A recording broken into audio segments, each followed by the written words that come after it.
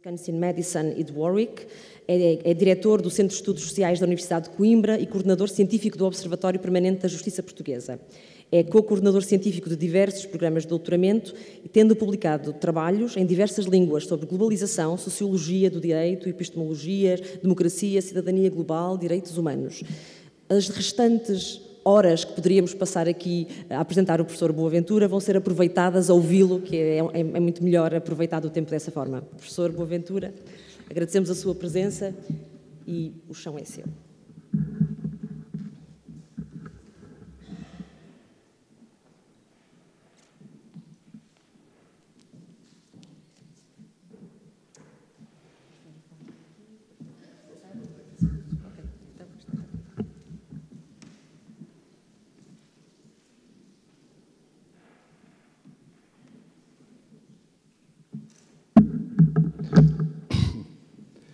Muito bom dia. Muito bom dia a todas e a todos. É um prazer enorme estar aqui convosco, partilhando este encontro sobre um tema obviamente muito importante. Quero agradecer também ao diretor desta faculdade, o ISEG, o convite e o acolhimento. É para mim um grande desafio falar convosco hoje aqui, porque é um tema que me tem acompanhado muito, embora não seja uma pessoa da educação, embora seja um educador, se quisermos, pelas funções que tenho tido, mas é um tema que me tem ocupado bastante, sobretudo para além do trabalho universitário, o tema da educação popular, que é uma das vertentes que se discute muitas vezes nestas questões. E tenho o prazer de ter aqui um querido amigo, o Oscar Jara, do Conselho Latino-Americano de Educação Popular, e estamos aqui exatamente a caminho de Porto Alegre, porque na próxima semana vamos estar reunidos em Porto Alegre para fazer um balanço dos 15 anos do Fórum Social Mundial, e onde nós vamos exatamente começar o Fórum com 2 dias de reflexão sobre a educação popular e as universidades. Nós achámos que era importante pormos em junção 2 coisas que nunca andaram juntas, a educação popular e a universidade. E, portanto, é tempo de aproximarmos, porque quer a educação popular precisa cada vez mais da universidade, quer a universidade precisa cada vez mais da educação popular.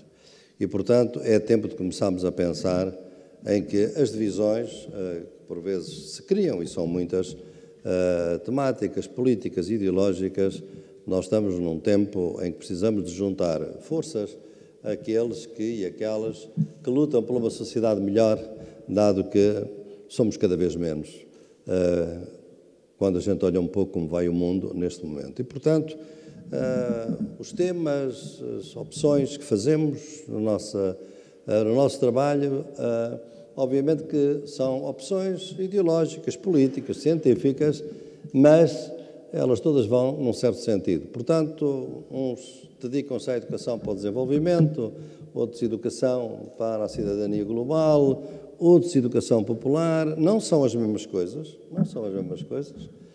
Podemos depois no debate ver melhor quais são as diferenças, mas de todo modo nós estamos todos irmanados por uma ideia de que o mundo como está não nos chega, é um mundo que é feio em muitos dos seus aspectos, da injustiça, da desigualdade, da discriminação, da opressão, da violência, da guerra, e podia ser melhor.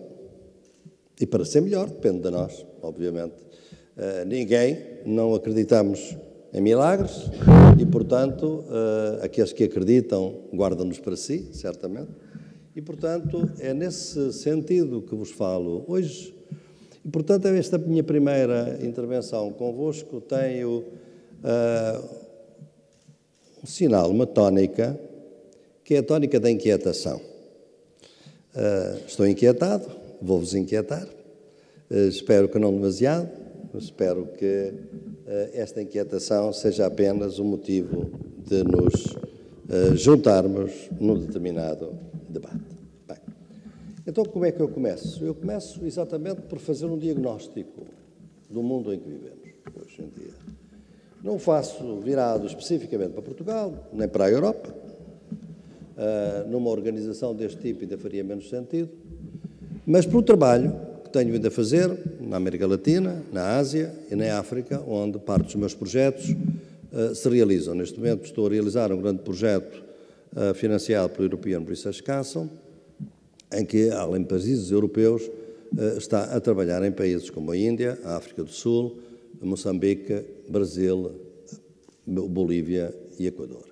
E, portanto, nestes países temos investigadores, investigadoras que estão a trabalhar connosco e outros convidados e, portanto, procuramos, neste conjunto, ver como é que vão as coisas, sobretudo porque estamos muito interessados em não desperdiçar experiência, como eu costumo dizer. Isto é, ver que experiências há no mundo que nós podemos aproveitar para, não digo fazer transplantes, nas ciências sociais, na intervenção social, fazer transplantes é normalmente uma má política, mas aprender globalmente uns com os outros e tentarmos melhorar um pouco o mundo a partir destas aprendizagens, e é isso que eu vou tentar fazer. O diagnóstico é um diagnóstico que vos pode inquietar, a mim me inquieta muito, obviamente, e é a partir daí que a gente pode lançar as questões da educação e as questões do desenvolvimento.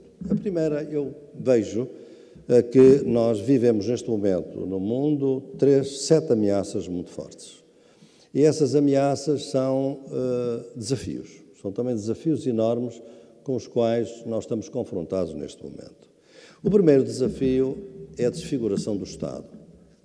O Estado está a ser desfigurado em muitos países do mundo e, em geral, a partir do modelo de desenvolvimento que hoje domina, que nós chamamos neoliberalismo, e que procura desequilibrar de uma maneira radical os processos de regulação social, que na modernidade ocidental foram sempre processos que procuraram um equilíbrio tenso, contraditório, entre 3 grandes princípios de regulação: o princípio do Estado, o princípio do mercado e o princípio da comunidade. Estes 3 princípios viveram sempre em alguma tensão e até houve movimentos pendulares. Nós, neste momento, estamos num movimento pendular extremamente forte a favor do princípio do mercado.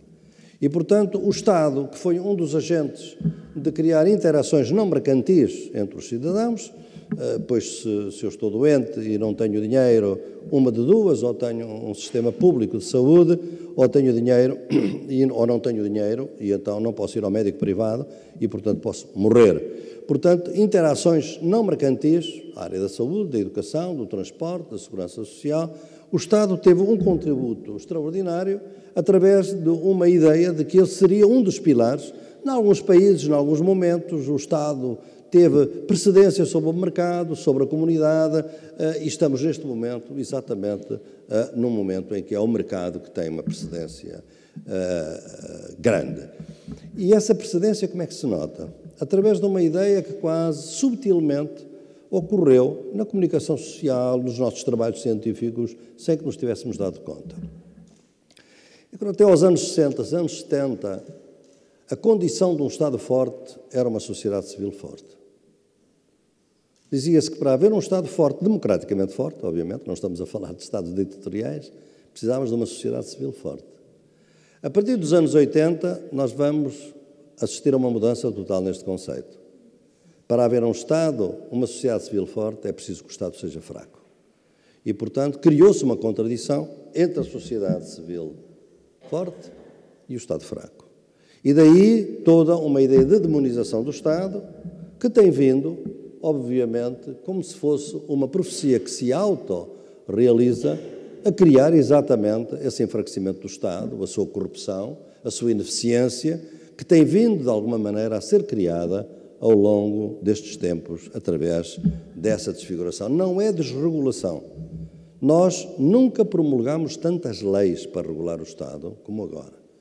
É uma re-regulação, só que é uma regulação para desregular, para liberalizar a economia, para privatizar serviços, para deixar de haver uma intervenção forte em certas áreas que havia anteriormente. E, portanto, há aqui um sentido de desfiguração do Estado. O Estado está a ser reconfigurado ante nós, e isso é patente praticamente em todos os países em que estou a trabalhar, e não sabemos muito bem qual vai ser o sinal que isto vai ter. Agora, há uma coisa certa. O Estado tinha uma contradição, digamos assim, com este modelo, uma contradição relativa com modelos de desenvolvimento ligados exclusivamente à ideia da acumulação e da acumulação infinita, que é, naturalmente, o típico do capitalismo. Pois bem, o Estado hoje não está a exercer esse controle, pelo contrário, é um agente dessa acumulação infinita. Olhamos para um Estado como a Índia, olhamos para os Estados que hoje na América Latina estão a dominar e vemos exatamente como o Estado intervém diretamente nos princípios da acumulação definitiva. A segunda ameaça é uma ameaça relacionada com esta, que é o esvaziamento da democracia. Nós vivemos hoje em democracias de baixa intensidade. Vivemos em diferentes países, obviamente, em que a democracia hoje é praticamente reconhecida como o único modelo político legítimo, e ainda bem, é uma grande vitória. Durante muito tempo vivemos em sociedades, toda a teoria democrática dos anos 70 ou 80 era a ideia de que havia condições para a sociedade ser democrática, porque poucas sociedades eram democráticas. A maioria das sociedades eram ditaduras, do nosso ponto de vista. Hoje não é assim. Não é assim. Hoje a democracia é realmente o grande modelo legítimo de governar. Só que esse modelo está a ser esvaziado por dentro. Porquê? Fundamentalmente porque a democracia, na teoria liberal, não vou para outra teoria liberal, a democracia liberal sempre foi assente na ideia de que há dois mercados. Há um mercado político, que é o mercado das ideias, uns são de esquerda, outros são de direita, uns são religiosos, outros são seculares. E esse é um mercado dos valores que não se compram nem se vendem. São um mercado das convicções. Por outro lado, há um mercado económico. Um mercado dos valores que se compram e que se vendem. O que tem acontecido nas últimas 2 ou 3 décadas é que estes dois mercados têm vindo a fundir sob a égide do mercado económico. E hoje, por assim dizer, também na política, tudo se compra e tudo se vende. E, portanto, esta ideia de que há convicções que estão fora do mercado é cada vez mais distante. E, portanto, com tudo isto, a democracia representativa começa a ser sequestrada pelo dinheiro. Quando a gente olha a democracia americana, que é normalmente considerada a mãe das democracias ocidentais, eu vivo parte do meu ano nos Estados Unidos há mais de 30 anos e posso-vos garantir que realmente qualquer cidadão de nós que está aqui que não domine a possibilidade de ter uns bons bilhões de dólares neste momento ao seu dispor, nunca poderá ter a validade de se candidatar a qualquer cargo político, o que quer que seja. Ou seja, o dinheiro entrou na política de uma forma que realmente fez com que ela fosse sequestrada por aqueles que têm dinheiro. E, portanto, o que é que isto significa? A democracia representativa está-se a defender mal do capitalismo. Porque o capitalismo nós não podemos pedir ao mercado que seja democrático. O mercado faz o que tem que se fazer, que é realmente criar eficiência no sentido da rentabilidade daqueles que investem no mercado. Obviamente que há mercados não capitalistas, mas estamos a falar de mercado capitalista. A democracia tem que realizar exatamente isso. De maneira que, hoje, quando vemos a privatização dos serviços públicos, a privatização dos serviços de educação, em muitos países, não só cá, por todo o lado, o que é que nós vamos ver? Vamos a ver realmente que a democracia, que é essa ideia de inclusão, que é uma luta social enorme. Vejam como em 2011, quando os jovens em todo o mundo, e sobretudo aqui no norte da África, lutavam porque chamavam a Primavera Árabe, o nome da democracia era um dos slogans. 100 anos antes isto não era possível. A democracia há 100 anos não estava no imaginário popular. Ninguém poderia alguma vez pensar em que é bom ter democracia. A democracia era uma coisa muito pequenina, em que participavam apenas os proprietários, era uma coisa extremamente restrita. Não tinha interesse nenhum. Lutavam-se por outras bandeiras, não a bandeira democrática. A bandeira da democracia entrou no imaginário popular, mas está a ser esvaziada por dentro. E é por isso que eu tenho dito que nós vivemos hoje em sociedades que são socialmente democráticas, são politicamente democráticas, mas socialmente fascistas. Cada vez mais gente depende de um banco alimentar, da filantropia, da caridade, dos amigos, dos vizinhos. É ótimo. É o tal princípio da comunidade que é fundamental nas nossas sociedades, não é? Mas é evidente que é um princípio da comunidade que assenta na ideia de que as duas regulações na nossa sociedade é o mercado e a comunidade, e o Estado fica, de alguma maneira, de fora. Não pode ser, ou o Estado regula estas duas formas de articulação. Porquê? Porque, obviamente, nem o princípio do mercado, nem o princípio da comunidade garantem direitos. E nós, digamos o que dissermos, não temos uma opção à ideia de direito. Direito a ter direito. E a ter direitos, como dizia Hannah Arendt, parece uma conquista civilizacional. E, portanto, é muito difícil que eu tenha direitos se não houver um Estado, que obviamente que me garanta esses direitos. Portanto, penso eu que estamos a assistir a que os mecanismos fundadores da democracia estão a ser erudidos. Por exemplo, um dos fundamentais era o contrato social. A ideia de que há realmente um acordo entre os cidadãos que renunciam a parte das suas liberdades, que renunciam a parte daquilo que podiam ter a sua autonomia, para quê? Para viverem em paz e viverem em conjunto. Isso é um contrato social. O direito do trabalho, por exemplo, é um bom exemplo. A contratação coletiva, como aliás nós chamamos, é parte dessa ideia de contrato social, uma emanação concreta disso mesmo. Hoje, a lógica ideológica do modelo de desenvolvimento em que estamos é substituir o contrato social pelo contrato individual. E é isso que está exatamente no terreno. E, portanto, com base nisto, esta começa efetivamente a ver que a democracia se esvazia precisamente porque há cada vez mais organizações não eleitas que tomam decisões muito importantes para as nossas vidas. Portugal teve recentemente as decisões da Troika. Qualquer país do mundo tem visto exatamente os programas de ajuste estrutural, como se chama lá fora, aqui chamamos de austeridade, ajustamento estrutural, que são entidades não eleitas, sejam agências de anotação de crédito, seja o Fundo Monetário, seja o Banco Mundial, que tomam decisões muito importantes para a vida dos cidadãos e que não passaram nem poderiam passar por nenhum debate político democrático. E, portanto, cada vez mais deliberamos mais sobre o que é menos importante para as nossas vidas. E o que é verdadeiramente importante não está fora do nosso poder de deliberação democrática. A terceira ameaça é a destruição da natureza. Não tenho que entrar muito por aí, é conhecido. Nós tivemos recentemente em Paris uma boa amostra de como o princípio do Estado e o princípio da comunidade estão efetivamente em crise, porque as decisões de Paris são fundamentalmente decisões em que impera o princípio do mercado. Como sabem, não foi possível conseguir nenhum compromisso obrigatório que obrigasse realmente com sanções, o que obrigaria naturalmente a uma intervenção do Estado. E entramos efetivamente sempre com formas consensuais, o que significa que efetivamente nem o princípio da comunidade nem o do princípio do Estado estiveram muito presentes aí. E esta é uma ameaça nova, porque só agora, talvez no princípio do século XXI, é que se torna claramente para toda a gente de que este modelo de desenvolvimento não pode durar para sempre. Não pode durar para sempre.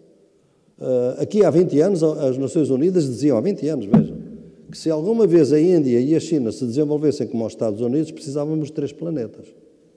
Bem, a China tem-se vindo a desenvolver e, portanto, com as consequências ecológicas que nós estamos a assistir aí. A quarta ameaça é a desvalorização do trabalho. Algo que é extremamente preocupante também.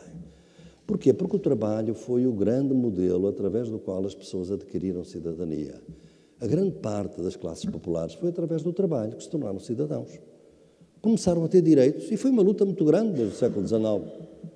Esse trabalho com direitos, não apenas uma mera mercadoria. Nós estamos a assistir hoje a um modelo em que se quer converter fundamentalmente o trabalho numa mercadoria como outra qualquer. Porquê? Porque o trabalho é um recurso global, as empresas hoje podem ir para onde o trabalho é mais barato, mas não há um mercado global de trabalho. Não há possibilidade de regular a nível global o trabalho.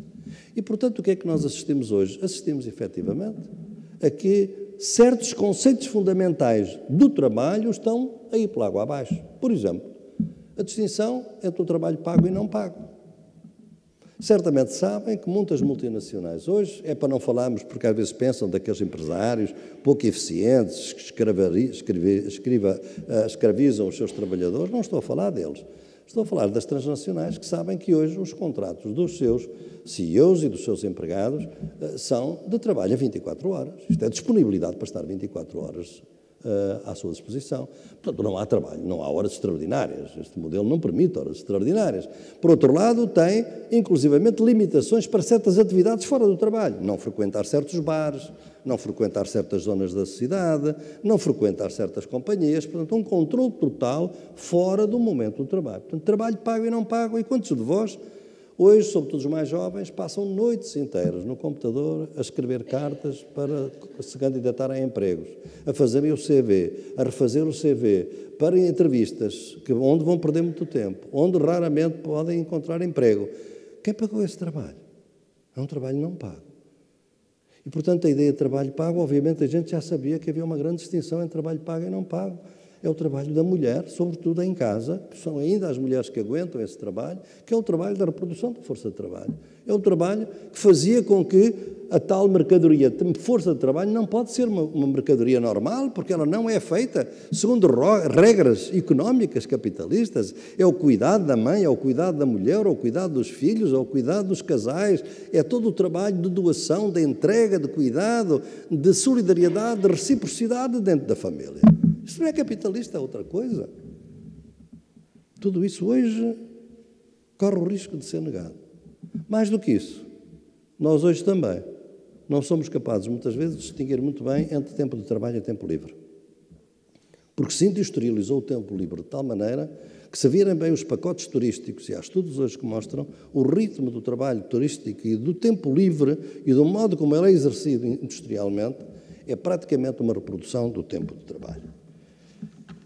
A quinta ameaça, uma que nos é muito cara, a todos nós que estão aqui, que vivem mais na universidade, é a mercantilização do conhecimento.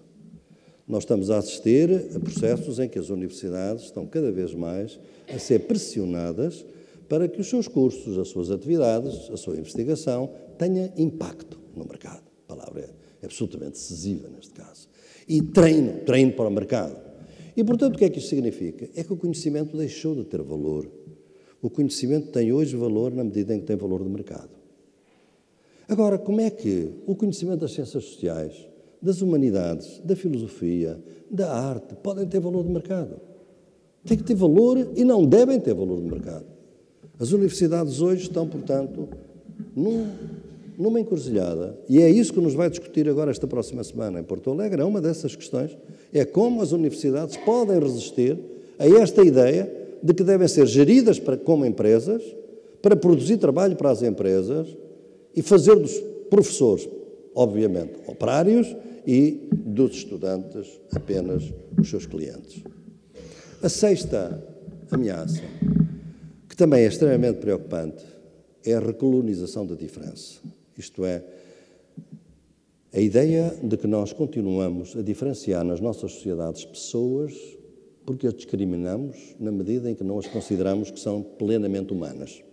Pela sua cor de pele, pelo seu sexo, pela sua raça, nós continuamos a discriminar abissalmente, como eu costumo dizer, a excluir de uma maneira brutal pessoas que têm grupos sociais inteiros que não têm, que não correspondem a uma norma fenotípica ou a outra que se adotou como dominante.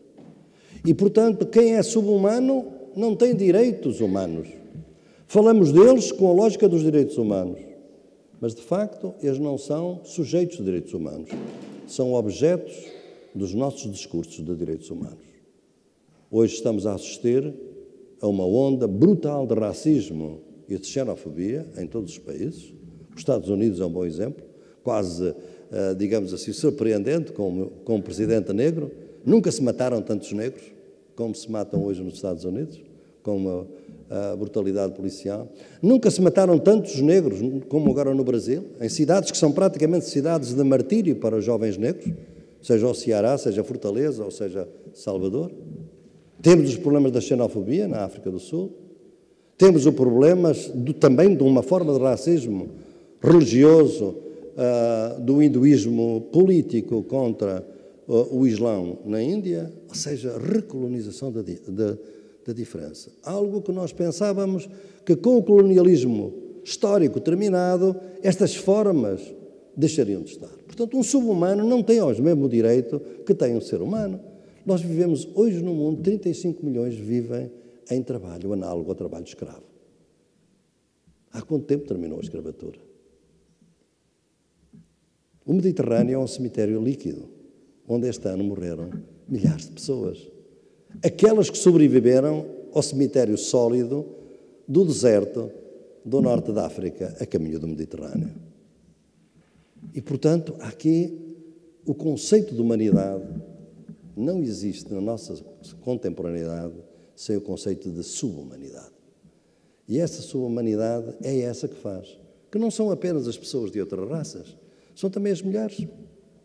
As mulheres que têm direitos ao trabalho e que são hoje, portanto, integradas na sociedade e que estão perfeitamente integradas, mas que saem para a rua e podem ser vítimas de violações, podem ser vítimas de feminicídio. Cidade Juárez, no México, é o melhor exemplo disso. Mas há tantas outras cidades Juárez, menos importante sabendo nós como em Portugal, pelo menos 40 mulheres por ano morrem de violência doméstica neste país, à beira-mar plantado. Portanto, nós temos a sétima ameaça, e essa sétima ameaça, que também nos preocupa a todos, é a criminalização do protesto social. Estão-se a criar condições para que seja cada vez mais difícil as pessoas demonstrarem, mostrarem-se, a protestarem na rua organizadamente. Em muitos países, cada vez mais, se passam leis, promulgam leis, que tornam cada vez mais difícil o protesto social. A ida às ruas, são bloqueadas as ruas, não se deixa, obviamente, que as pessoas se manifestem. E temos uma coisa, em alguns continentes, que é extremamente preocupante, que é o caso da América Latina, onde a legislação antiterrorista está a ser aplicada aos protestos sociais. Portanto, um indígena mapuche do Chile, que bloqueia uma estrada para não deixar entrar a empresa de minério que vai, enfim, entrar no seu território ancestral, é um terrorista. Porque bloquear uma estrada é um ato terrorista. E ser um ato terrorista é extremamente grave, não só porque a punição é mais grave, porque os meios de defesa são muito menores neste caso. Portanto, a criminalização da diferença é exatamente a tudo isto. O que é que isto significa? Vivemos em democracias. Estas ameaças estão a existir dentro das democracias. Elas configuram uma forma política diferente e nova, que eu chamo um totalitarismo gradual. Não é um totalitarismo, digamos, suave. Porquê é que é um totalitarismo suave? Bem, primeiro, porque ocorre em democracia. Não há nenhum ditador a dizer-nos que é assim. Mas ele é realmente um totalitarismo pela simples razão de que parte da ideia de que não há alternativa. É assim, não pode ser de outra maneira. Se virdes hoje, e os mais novos, claro, já não são capazes de lembrar-se, os mais velhos lembram-se, que ainda aqui há 30 ou 40 anos, ou menos, até menos, havia vários tipos de capitalismo. E havia todo que se estudou aqui no ISEG, por exemplo. Todas essas diferenças regulatórias o capitalismo europeu não tinha nada a ver com o capitalismo norte-americano, o norte-americano com o japonês com o sul-coreano. Dentro da Europa havia o capitalismo sueco, que era diferente do capitalismo francês, que era diferente do capitalismo alemão. Diferenças que mostravam que a organização social dentro do mesmo modelo, porque no fundo é tudo capitalismo, mas muita diferença. A ideia hoje é que estamos num modelo de desenvolvimento capitalista neoliberal que diz é isto ou nada. O que aconteceu recentemente em Portugal e o que está a acontecer no sul da Europa é fundamentalmente isto. O modelo do tal capitalismo europeu não tem sobrevivência e, portanto, há só este e é este que temos de adotar. Portanto, é a ideia de que não há alternativa. Isto é um pensamento, digamos assim, que não tem saída. Qual é a minha inquietação para vós? E eu peço desculpa, não quero vos inquietar mais, porque sei que sois, muitos de vós, voluntários, extremamente dedicados, como eu sou também, como ativista de direitos humanos, um pouco por todo o mundo, mas eu consigo ser um ativista de direitos humanos e ser extremamente crítico dos direitos humanos. Porque eu acho que é a única maneira hoje que a gente tem é de utilizar criticamente os instrumentos que temos à nossa disposição. Portanto, o que eu vos convido é a mesma consciência crítica que não vos vai levar ao cinismo, a mim nunca me levou ao cinismo, à paralisia, a ficar em casa, não podemos, mas temos. É pelo desenvolvimento que se vai esvaziando a democracia, é pelo desenvolvimento que se vai destruindo a natureza, é pelo desenvolvimento que se vai desvalorizando o trabalho e por aí adiante. É pelo desenvolvimento que se mercantiliza o conhecimento. Ou seja, o conceito dominante de desenvolvimento está por detrás destas ameaças. Portanto, como eu posso, se eu tomar este conceito como dominante, eu só tenho uma opção no que respeita à educação. Não é educar para o desenvolvimento, é deseducar do desenvolvimento. E, portanto, a primeira tarefa para poder uma nova partida é, vamos primeiro deseducar, vamos desaprender o que temos vindo a aprender, porque o que está a aprender está a dar este resultado. E, portanto, eu acho que, devido a estas ameaças, nós vivemos um tempo de possibilidades desfiguradas. Isto é, um tempo em que houve alternativas que se vão juntando e que nós vamos acreditando e a cada vez, a cada passo, elas são superadas por outras. Viram há pouco a senhora representante do Instituto Camões, os objetivos. Se perguntarmos se os objetivos anteriores foram atingidos, não foram. Mas, entretanto, já temos outros objetivos. Estão a ver? E, portanto, o que nós estamos a assistir é a desfigurar possibilidades. Como é que a gente desfigura as possibilidades? Desfigura-as pondo-lhes adjetivos. Isto é, a palavra desenvolvimento mantém-se, mas agora é o desenvolvimento humano, depois é o desenvolvimento integral, depois é o desenvolvimento de escala humana, depois é o desenvolvimento sustentável, mas é sempre desenvolvimento. E isto é que, a meu entender, está a causar muitos problemas. Porquê? Por uma razão que também, por vezes, nos falha, nos escapa, e que devia estar presente. É que só houve, e vejam que isto é assim, e vejam se se aplica às vossas ideias e práticas do desenvolvimento, é que para haver alternativas internas ao capitalismo era preciso que houvesse uma alternativa externa. Isto é, os vários capitalismos que existiram, o tal europeu, o americano, o japonês, etc., existiram porque do outro lado da cortina de ferro havia uma coisa chamada socialismo. No momento em que caiu o muro de Berlim, a alternativa externa ao capitalismo desapareceu. No momento em que desapareceu a alternativa externa, começou a cair as alternativas internas. E aquelas mais fracas foram caindo. Uma das mais fracas foi a social-democracia europeia, que se vê que está de rastros hoje. Há um modelo de desenvolvimento que há 20 anos os europeus eram totalmente orgulhosos. Nós, o nosso capitalismo, não tem nada a ver com esse capitalismo norte-americano. Hoje estamos a caminho, se não tivermos as medidas, de uma parceria transatlântica, onde a economia europeia, obviamente, vai ficar igual, digamos assim. É essa a tendência para os nossos consumos, para os transgénicos, para tudo isso. Nós temos uma petição em curso, que é uma ação boa de participação da cidadania na Europa, com milhões quase de assinaturas já, para tentar parar o tratado, fundamentalmente, para obrigar a uma audição na Comissão, mas tem sido muito difícil, porque a Comissão da União Europeia diz que nós não podemos fazer uma audição sobre isso porque o tratado é secreto. Só depois de aprovado é que vocês podem reclamar. Francamente, não é propriamente uma maneira muito democrática de fazer as coisas. Portanto, o que é que eu vos quero dizer? Quero-vos dizer que o desenvolvimento, no momento em que o capitalismo deixa de ter alternativas internas, o próprio desenvolvimento deixa de ter alternativas internas. Mas deixa-as de ter no momento em que multiplica os adjetivos. E, portanto, há aqui uma estratégia complicada de transformar o que é conflitual em não conflitual. E, portanto, dar-lhe um ar de paz a coisas que, de facto, estão a ser obtidas no meio da guerra. Porque muitas das nossas, eu não vou entrar agora nas questões do desenvolvimento, eu também já lecionei a Sociologia do Desenvolvimento e sabemos muito bem como é que surgiu esse conceito e como é que foi possível implantar um conceito quando no mundo, no momento em que ele foi implantado, apenas 6 países eram desenvolvidos. Todos os restos eram subdesenvolvidos. Como é que foi possível que se transformasse em conceito universal algo que só punha do lado certo da história 6 países? O resto era tudo no lado errado da história. Mas isso é outra história que não vem aqui ao caso. O que eu vos quero dizer é que se acreditou, precisamente porque, na ideia do tempo linear, nós vamos do subdesenvolvimento ao desenvolvimento, portanto, o estado original é o subdesenvolvimento, o estado final é o desenvolvimento. Como é que a gente lê os últimos 4 anos na Europa? Não é mais fácil dizer que fomos do desenvolvimento para o subdesenvolvimento? Não será que a seta se inverteu? Portugal está a ser desenvolvido ou a ser subdesenvolvido? E com ela outros países, como a Grécia, por exemplo.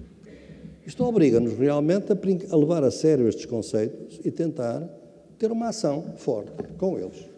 Bem, fundamentalmente, numa situação deste tipo, eu penso que não é por acaso que muitos daqueles que sofrem no terreno, na vida, nas suas vidas, os desvarios do desenvolvimento, as consequências negativas do desenvolvimento, que têm sido fatais para muitas comunidades no mundo, algumas das quais, por exemplo, estão envolvidas também no meu projeto e com os quais nós trabalhamos.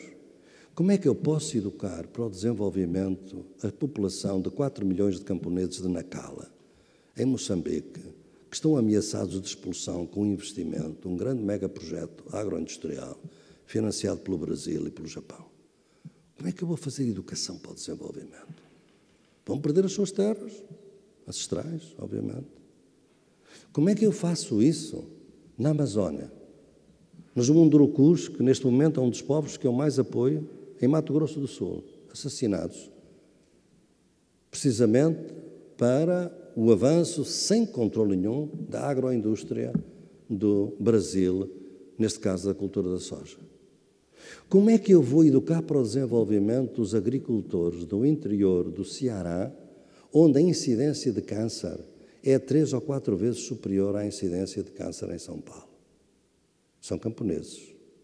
O câncer advém da fumigação aérea, da pulverização aérea dos agrotóxicos, dos pesticidas e dos herbicidas, que andam nas escolas, entram nas comunidades, vão para, obviamente, para os corpos e, portanto, produzem isso. É muito difícil, exatamente isto. E, portanto, nós temos tido 2 caminhos.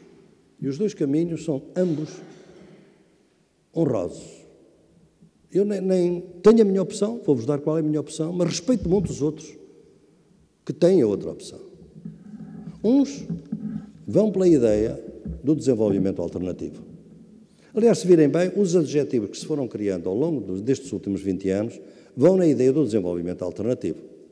E depois temos os homens, neste caso quase sempre homens, realmente, mas também mulheres, que vão por uma alternativa ainda mais radical. Max Neff, por exemplo. Amartya Sen, por exemplo. O próprio Joseph Stiglitz, mas mais dominado, mais controlado. Vão para a ideia de que é preciso um desenvolvimento alternativo. Vamos trabalhar intensamente o que é isso de um desenvolvimento alternativo. Eu acho que é uma estratégia perfeitamente legítima. Agora, o que nós temos que considerar é que é igualmente legítima uma outra estratégia, que é aqueles que pensam que já não é possível pensar em desenvolvimento alternativo. O que nós queremos são alternativas ao desenvolvimento. E então, nos últimos 20 anos, eu devo dizer que comecei o meu trabalho, se estivesse a fazer esta palestra há 20 anos, obviamente que eu estaria empolgado com as alternativas ao desenvolvimento. Era por aí que eu estaria. 20 anos depois, olhando para o trabalho que tenho vindo a fazer e o trabalho internacional que nós temos vindo, com uma equipa bastante grande, eu chego à conclusão que talvez hoje eu deva investir as minhas energias e a do meu grupo nas alternativas ao desenvolvimento. Porque aprendemos muito nestes últimos 20 anos. E o que nós aprendemos foi basicamente que realmente as alternativas foram formas de legitimar organizações internacionais para continuarem a fazer o mesmo que sempre fizeram. E muitas vezes o que fizeram foram formas de não dar alternativas, mas eliminar alternativas. E é aí que nós começamos a pôr a questão central da educação. O que é educação? O que é educar? Educar é criar a consciência de que o mundo é nosso. É criar formas que nos ajudem a pensar e a atuar através de representações do mundo como nosso. Porque se o mundo não for meu, Tampouco eu posso transformar de acordo com as minhas aspirações. Se o mundo for uma coisa estranha que me é imposta, que me acontece, eu não posso transformar. Ora, muitos dos nossos processos educativos fazem com que o desenvolvimento aconteça às pessoas, mas não são elas que o fazem acontecer. E, portanto, o que nós temos é que educar, se é a educação é para representar o mundo como próprio. As teorias que nós temos, as universidades são obviamente extremamente culpadas em tudo isto. E é por isso que eu hoje trabalho não só ao nível teórico, mas ao nível epistemológico. E daí a minha proposta, que é conhecida de alguns de vós, agradeço aliás à Salete Coelho, que tem nas sinergias um excelente trabalho, não é por citar-me, por conhecer muito bem, mas está um excelente trabalho sobre as ecologias, é o trabalho epistemológico. Nós temos que começar a pôr em causa isto. Nós não podemos fazer educação nenhuma se não pusermos em causa o conhecimento que consta da informação. Isto é, se não houver justiça cognitiva, não há justiça social. Portanto, temos de fazer justiça entre os conhecimentos e entre os diferentes conhecimentos que circulam na sociedade. E que muitos deles, obviamente, são analfabetos e são iliterados, não interessa. São conhecimentos da vida e é por isso que é fundamental para as epistemologias do Sul a ideia da ecologia de saberes. A ideia é que os saberes têm que ser articulados. O saber científico, obviamente, é importante. Somos cientistas sociais, no fundo. É muito importante, mas não é o único. Ele tem que saber articular-se com outros saberes. E como eu sempre digo aos meus estudantes, nos meus cursos, eu para ir à Lua preciso de conhecimento científico, para conhecer a biodiversidade da Amazónia, eu preciso de conhecimento indígena. E, portanto, para diferentes propósitos, eu preciso de diferentes formas de conhecimento. E não faz sentido que um seja transformado em matéria-prima. As metodologias das ciências sociais são fundamentalmente uma forma de extrativismo. A gente luta contra o extrativismo dos minérios, do petróleo. Mas nós fazemos muitas vezes nas nossas entrevistas o mesmo. Nós transformamos a informação, o conhecimento daqueles com quem nós lidamos ou fazemos a observação, transformamos-lo em informação para depois o processarmos como conhecimento. Isto é extrativismo simbólico. E, portanto, nós temos que inventar outras metodologias. E, portanto, não há educação se não houver coeducação, se ela não for recíproca. Portanto, uma pedagogia subalterna é uma pedagogia que visa inverter o pacto educativo. Quem educa tem que ser educado. E temos que começar por aí. Quais são as alternativas que têm vindo a ser postas no terreno? Eu não tenho muito mais tempo, mas vou só... Algumas de nós já estamos a trabalhar no projeto. São, obviamente, alternativas que não são globais, obviamente, que não permitem um grande paradigma, não podem ser transformadas num paradigma das Nações Unidas ou da Unesco, porque elas são iniciativas que surgem localmente, que têm, obviamente, uma capacidade de se ampliar, desde que haja muito trabalho por trás delas. Os conceitos com os quais a gente tem vindo a trabalhar, os conceitos, por exemplo, dos camponeses da Índia, os conceitos de Swadesh, por exemplo, são muito importantes. O conceito de Ubuntu, da África Austral, com quem também trabalhamos, depois se quiserem podemos detalhar um pouco mais.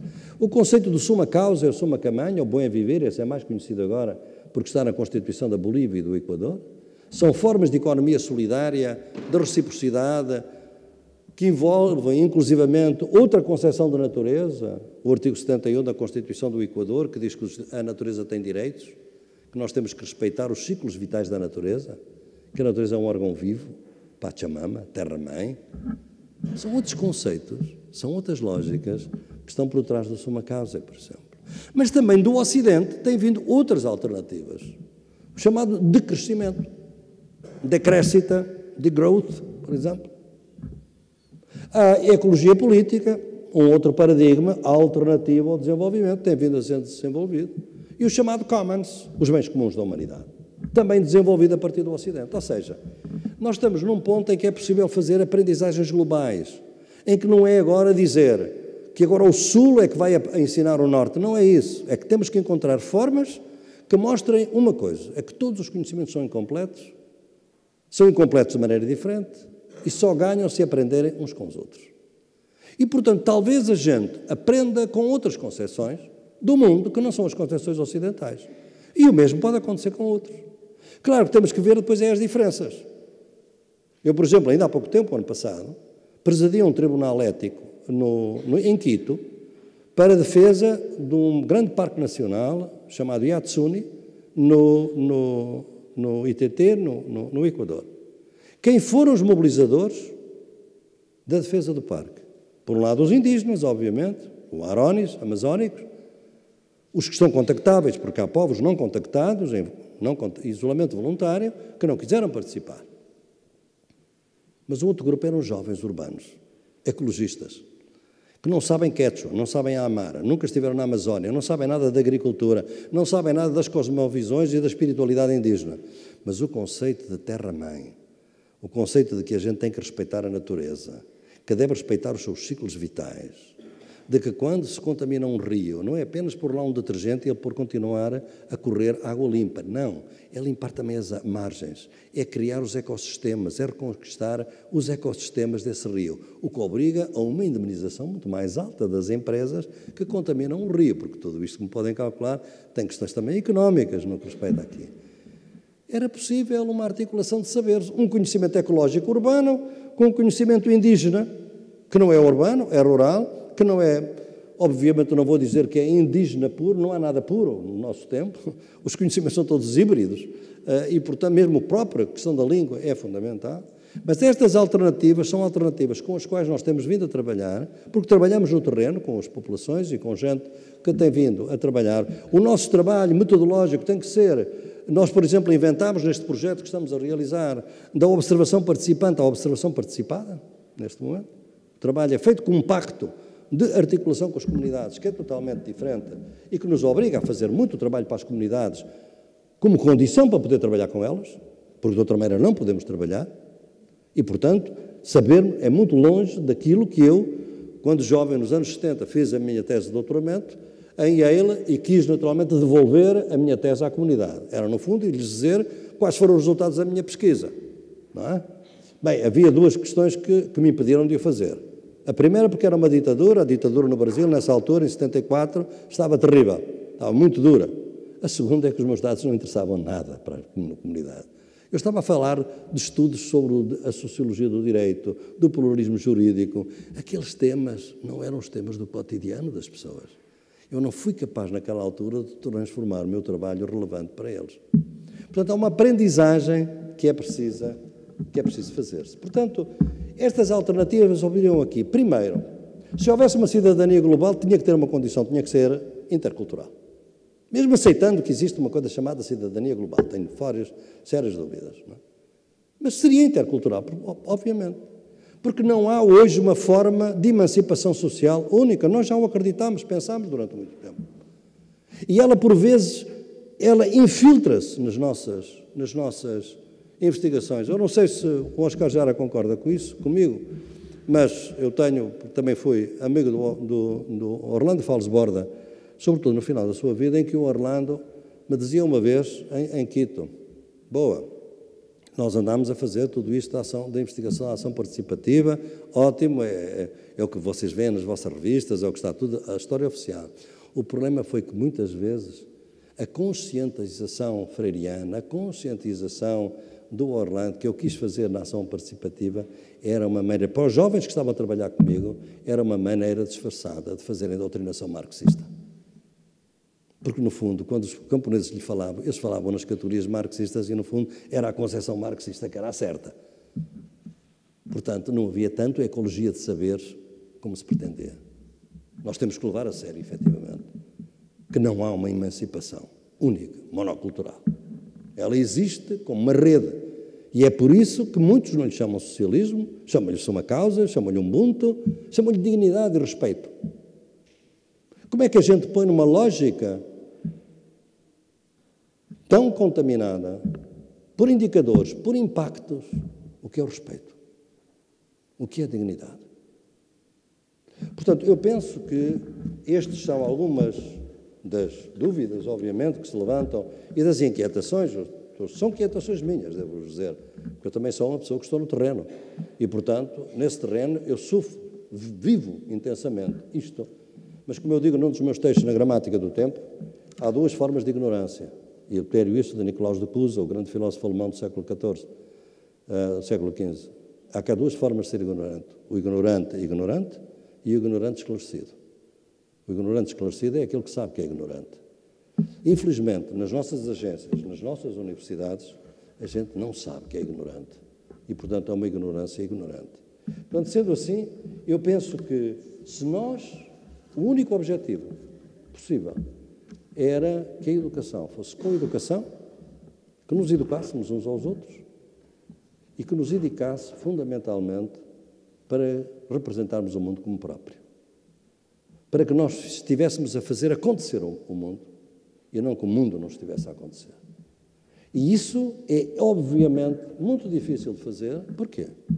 Porque, fundamentalmente, esta coeducação vai pôr em causa os três modos de dominação do nosso tempo, que o desenvolvimento significa e, ao mesmo tempo, esconde: capitalismo, colonialismo e patriarcado.